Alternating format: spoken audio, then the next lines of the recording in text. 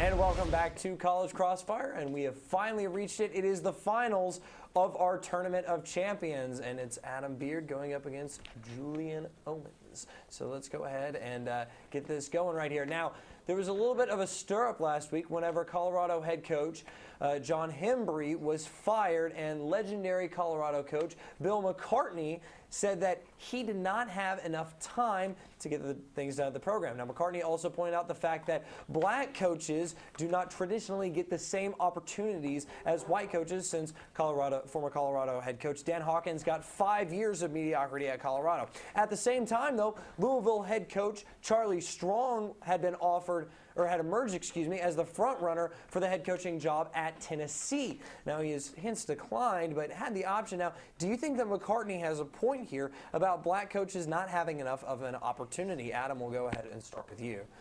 I mean, a lot of people have shown the statistics about black coaches not getting the second chances, but in my opinion, I think that is a very ignorant thing to say.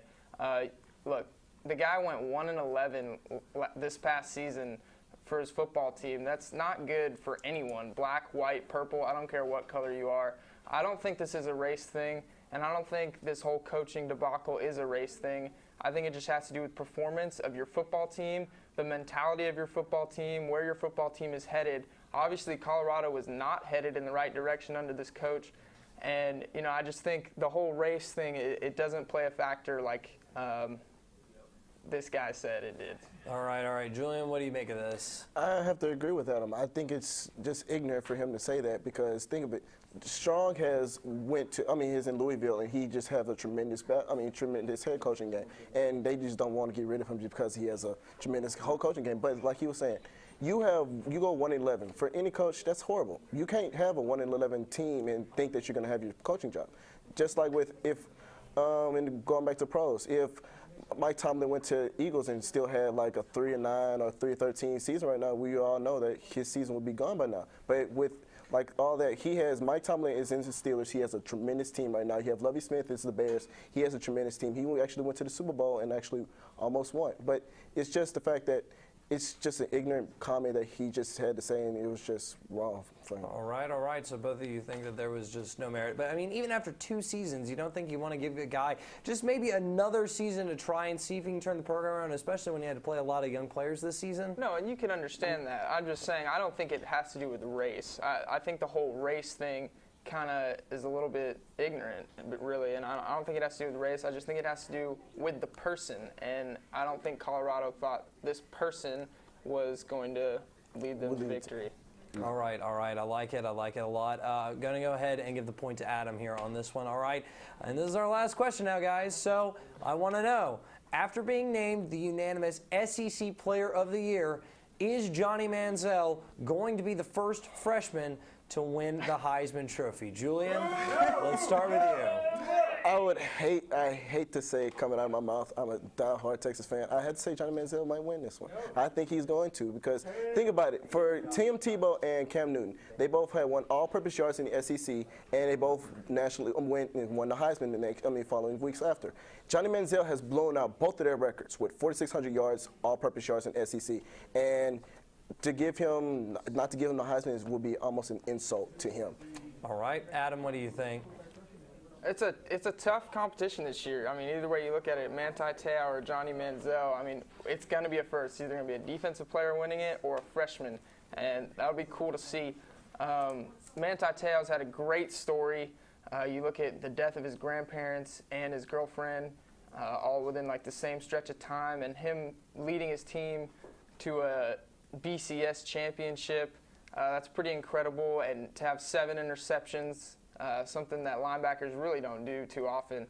But I have to agree with Julian. I think Johnny Manziel is going to win it. He's thrown for over 3,400 yards in the SEC, a league that no one thought A&M was going to be good in or compete in, and they're number 9 in the BCS, and he's rushed for, I think, 19 touchdowns. He's rushed and thrown for 43 total touchdowns. That is remarkable. I just think his stats and the way he's played in the SEC is going to get him the Heisman, although it hurts to say it because I am not a fan of A&M either. All right. I like it. I really do. I think we have time for this. So in order to settle the tie, because Julian's going to grab the point on that one, Pat Riley came out and he has a nickname for LeBron. He calls him BOAT. He says, how's the BOAT doing? Because it stands for best of all time. Does he deserve that nickname? What do you guys think of that? No. Right now, no. I think, At the end of the day, No. you mean when when LeBron, it's all over. No. When LeBron's no, he's not gonna progress enough to be the best player of all time. It's just not gonna happen. I disagree. I think LeBron might be the best player of all time when it's all said and done. He has the athletic ability. He definitely can do it.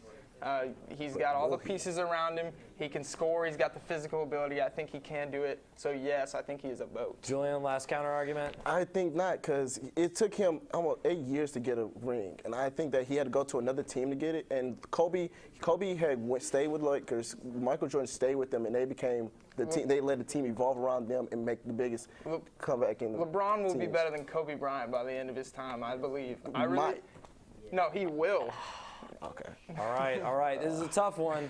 It's a toss-up. All right, studio audience, who's getting the point? All right, everybody saying the king. Adam is going to go ahead and take this one. He is our Crossfire champion. That's the way it goes, guys. What? Pop the graphic too soon, Master Control. Adam's going to go ahead and take it. But you know what? Everybody's a winner here on We're all Crossfire winners. tonight. Me and Julian are Everybody co-winners. brought great opinions. We'd like to thank all of you for tuning in and being sure to catch our show.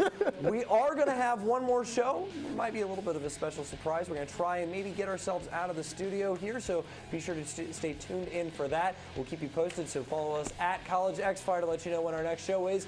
If not, we'll see you back right here on TSTV next semester. For everybody in Master Control, all of our panelists, everybody running cameras, prompter, everything, and all of you out there watching, thank you very much. Have a great night, and we'll see you next time on College Crossfire. We love you.